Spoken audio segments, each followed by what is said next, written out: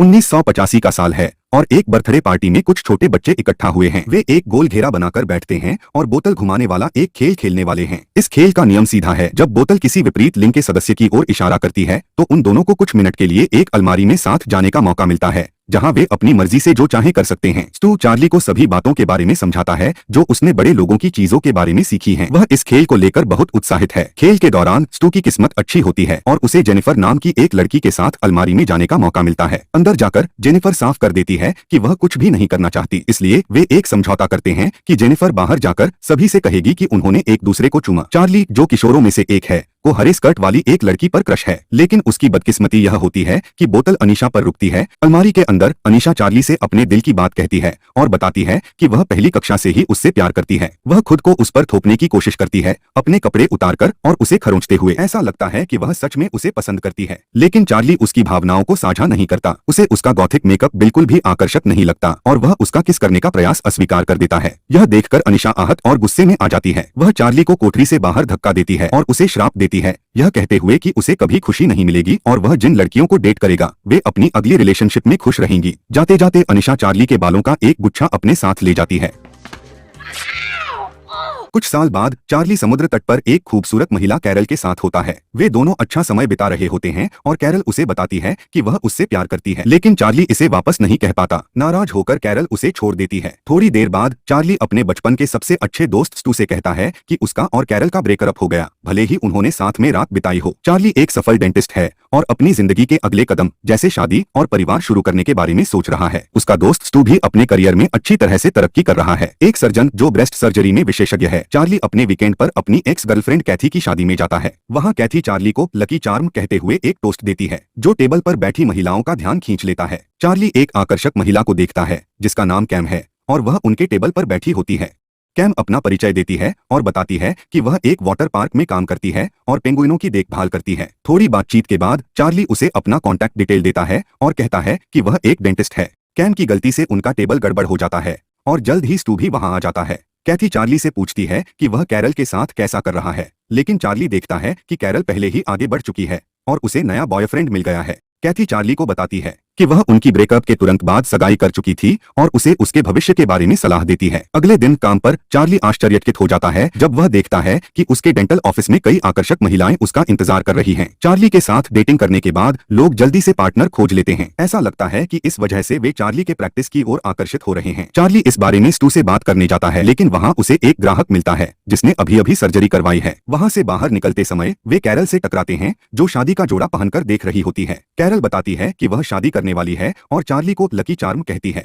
घर पहुंचने पर चार्ली अपना आंसरिंग मशीन चेक करता है और उसे अलग अलग महिलाओं के दर्जनों वॉयस मैसेज मिलते हैं। इस बीच कैम अपने काम पर होती है जहां वह गलती से गिर जाती है और पेंगुइन को खाना खिलाते समय अपना दांत तोड़ लेती है।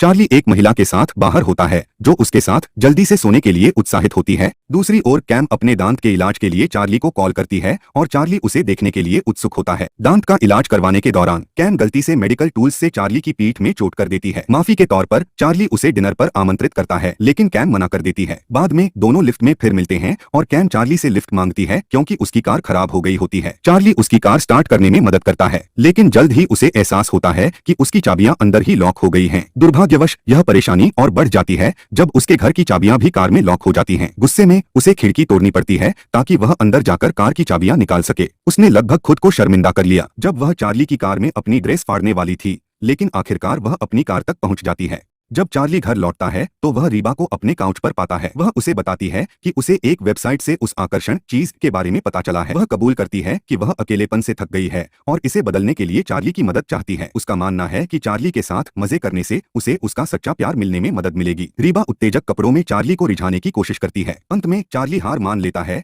और उसके साथ सोने का फैसला करता है। बाद में चार्ली पार्क में स्टू के साथ हफ्ते की घटनाओं को साझा करता है।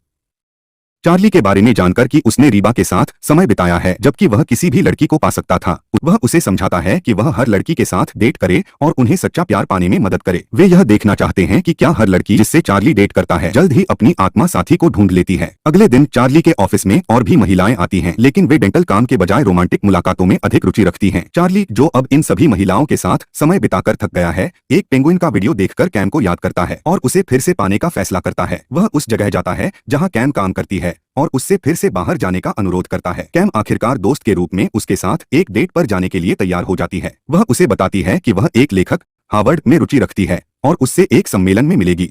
उनकी पहली डेट पर चार्ली कहता है कि वह अच्छी किसर है, लेकिन कैम गलती से एक पोल से टकरा जाती है जिससे उनकी पहली किस हो जाती है।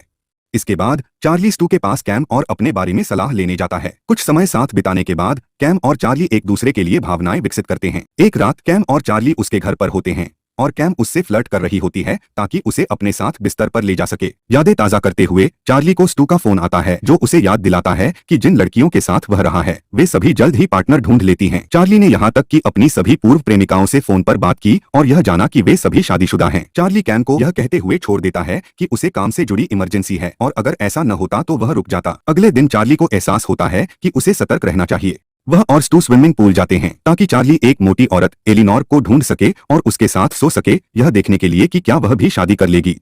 $1,000 and all you have to do is take me to dinner. कैम चार्ली के फोन का इंतजार कर रही होती है। तभी उसका भाई पूछता है कि क्या उसे चार्ली का फोन आया। वह उसे दिलासा देता है और कहता है कि प्यार में हमेशा कुछ पागलपन होता है। ठीक उसी समय चार्ली फोन करके एक मैसेज छोड़ता है कि वह बीमार था और पूछता है कि क्या वे कंप्यूटर पर बात कर सकते हैं। इसके बाद वे एक दूसरे से फोन पर बात करते हुए समय बिताने लगते हैं जबकि चार्ली बीमार होने का नाटक करता रहता है। चार्ली एक अंगूठी पहनने का फैसला करता है ताकि सभी महिलाएं जो उसके ऑफिस में उससे मिलने आती हैं उनसे दूर रहें। चार्ली स्टू को एलिनोर से डेट पर जाने के लिए भेजता है क्योंकि किसी ने उसे डेट पर नहीं पूछा। झिझकते हुए स्टू उसके पास जाता है जब वह पूल के किनारे लेटी होती है और ऐसा दिखावा करता है जैसे वह उससे बात कर रहा हो। कैम चार्ली को मिस करती है क्योंकि वे काफी समय से नहीं मिले हैं और पूछती है कि क्या वह सच में लड़कियों में रुचि रखता है, कि क्या वह उसे जानबूझकर अनदेखा कर रहा है। चार्ली उससे कहता है कि उससे न मिल पाना उसे परेशान कर रहा है और कैम उसे अपने घर आने का सुझाव देती है। जब कुछ भी काम नहीं करता, कैम कहती है कि उन्हें अपनी फोन वाली रिलेशनशिप को अगले स्तर पर ले जाना चाहिए। ठीक उसी समय स्टू चार्ली को फोन करता है जब वह कैम से बात कर रहा होता है और बताता है कि वह एलिनोर के साथ बाहर गया था लेकिन उसने उससे प्रपोज नहीं किया। इसका मतलब था कि चार्ली पर जो शाप था वह खत्म हो गया है। चार्ली को और किसी पुष्टि की जरूरत नहीं थी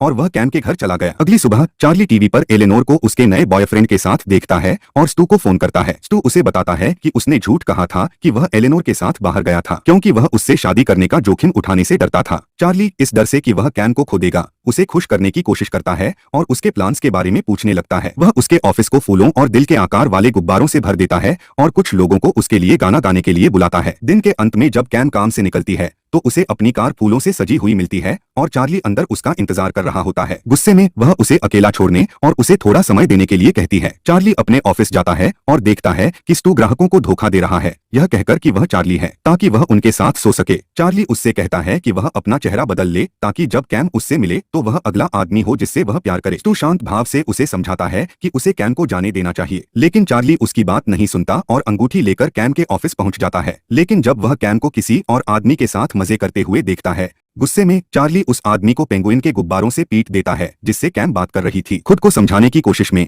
वह एक्वेरियम में चला जाता है और गलती से पेंगुइन से भरे पानी में गिर जाता है। पेंगुइन उसे बुरी तरह से काटते हैं। इसके बाद वह कैम से उसके कैलेंडर पर देखे गए प्लान्स के बारे में बात करता है। हालांकि वह आदमी सिर्फ एक साधारण हेयर ड्रेसर निकलता है और कैम चार्ली से कहती है कि वह उसे अब और नहीं देख सकती। बारिश में बाहर बैठे हुए रीबा चार्ली के पास आती है और उसे बताती है कि उसका एक बॉयफ्रेंड है। वह उसे सांत्वना देती है, कहती है कि उसने लोगों को उनका सच्चा प्यार ढूंढने में मदद करके एक शानदार काम किया है। एक बियर की बोतल जमीन पर गिरती है और घूमती है जो चार्ली को बचपन में खेले गए खेल की याद दिलाती है। कैम दुखी है क्योंकि उसके पेंगुइन में से एक की गर्लफ्रेंड बीमार है और इलाज के लिए भेज दी गई है। उसका भाई जो उसे बताता है कि शायद उसने चार्ली के साथ थोड़ी सख्ती की है और उसे कॉल करनी चाहिए। वह समझाती है कि चार्ली पागल है और वह किसी के जीवन का हिस्सा बनना चाहती है, न कि उसका पूरा जीवन। वह उसे याद दिलाता है कि कभी कभी जरूरी होता है कि वह ऐसी चीजों से घिरी हो जिन्हें वह प्यार करती है। निराश और टूटे दिल के साथ चार्ली को अनीशा का श्राप याद आता है जिसमें उसने भविष्यवाणी की थी कि उसे कभी खुशी नहीं मिलेगी और उसकी एक्स गर्लफ्रेंड्स जल्दी आगे बढ़ जाएंगी। इस स्थिति का सामना करने के लिए दृढ़ संकल्पित चार्ली और स्टू अनीशा को ढूंढते हैं। चार्ली उससे विनती करता है कि वह श्राप को हटा दे, लेकिन वह इसे बकवास कहकर टाल देती है और कहती है कि उसके शब्द सिर्फ बचकाना मजाक थे। हालांकि वह चार्ली को सलाह देती है कि अगर वह और कैम एक दूसरे की सच में परवाह करते हैं, वे अपनी समस्याओं का हल ढूंढ लेंगे। अगर कोई आपका होने के लिए बना है तो आखिरकार वो आपका होगा। चार्ली घर पहुंचता है और लेखक हॉवर्ड को कॉल करके कैम और उसके मिलने के प्लान बनाता है। अगले दिन जब चार्ली वाटर पार्क में कैम से मिलने जाता है तो वह उसे उस आदमी के साथ देखता है जिससे वह पहले चैट कर रही थी और जो पेंगुइन के प्रति उसके प्यार को साझा करता है। दिल टूटने के कारण वह बिना कुछ कहे वहां से चला जाता है। कई दिनों तक वह अपने गम को भुलाने के लिए वीडियो गेम्स में डूबा रहता है। अंततः स्टू चार्ली से अपनी नई गर्लफ्रेंड के साथ मिलने आता है जो दरअसल चार्ली की एक पुरानी मैचमेकिंग क्लाइंट होती है। वह चार्ली को बताता है कि वह उससे शादी करने वाला है। हालांकि वह एक बुरी खबर भी लाता है। कैम उस आदमी के साथ अंटार्कटिका जा रही है जिसे चार्ली ने उसके साथ देखा था। शुरुआत में चार्ली समझ नहीं पाता और कुछ नहीं करता, लेकिन स्टू के प्रोत्साहन पर चार्ली आखिरकार कैम के लिए लड़ने का फैसला करता है।